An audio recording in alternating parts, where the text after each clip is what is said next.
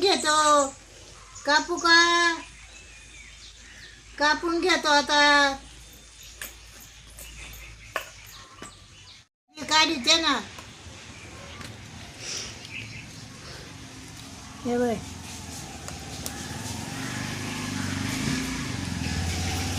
आजीनी ना एका याचे 2 भाग केलेले आहे आणि याच्यातले हे बी ना सगळं काढून घेते आहे.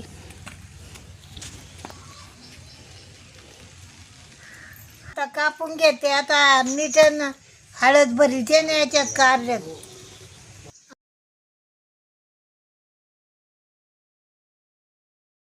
आजीनी ने आता जाड मीठ घेतलं आणि त्याच्यात आजी आता हळद टाकीत आहे.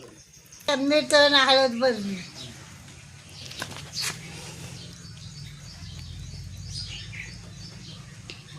आता तिनं भरलं. आजी याच्यात लिंबू पिळते आता. आजीच्या पद्धतीने एकदा नक्कीच बनव. तर आजीनी चाळण घेतली आणि चाळणीत ठेवते आहे. हळद ते त्या लिंबाचा रस पिळला त्याच्यात. सारखंच करतात.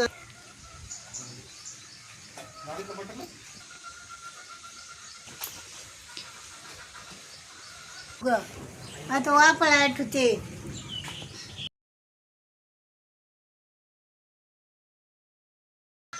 लसूण चेंदून घेते. वाटून घेते ना लसूण. झालं. आता उतरू का?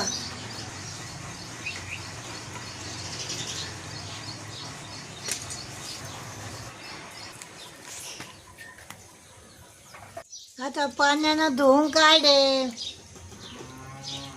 आता आजीनी हे वाफवलेले पुन्हा पाण्याने धुवून काढलेले आजीनी. तर तेल टाकलंय. आता लसूण टाकीते. तून ठेकलाय. आता टाकीते. कांदा टाकीते.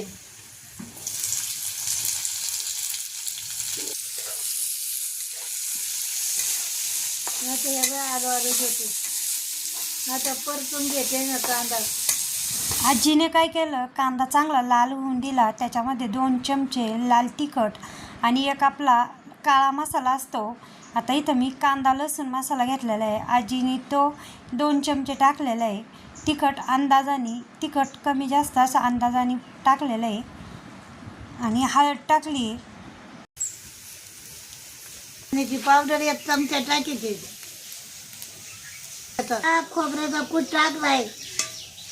शेंगदाण्याचा कूट टाकीते.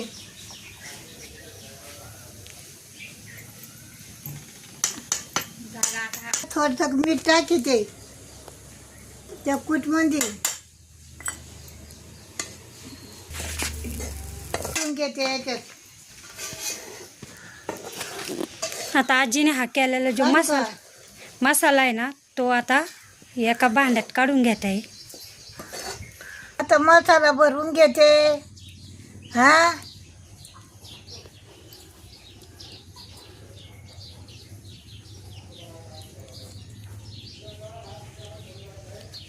मसाला भरलाय. मसाला भरायचा.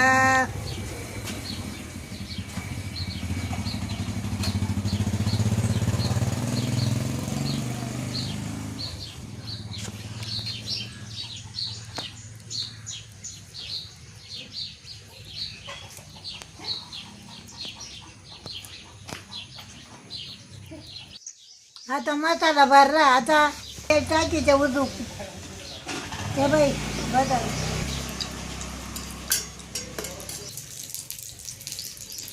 मसाला भरल्यावर याच्यात टाकीले कढईत.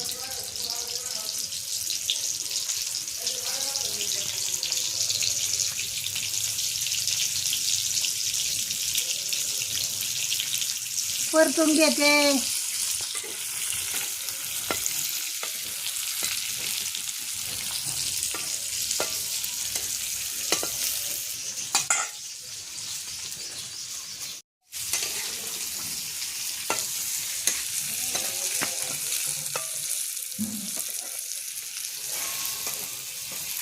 मसाला टाकीते एवढा परतायला.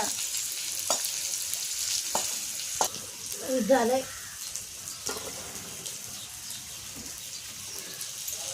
टाकलं आता परतलंय ना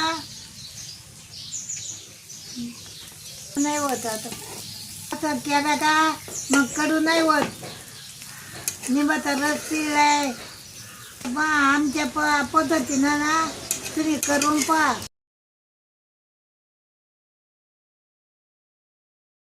टाकीचे कोथिंबीर टाकीचे आता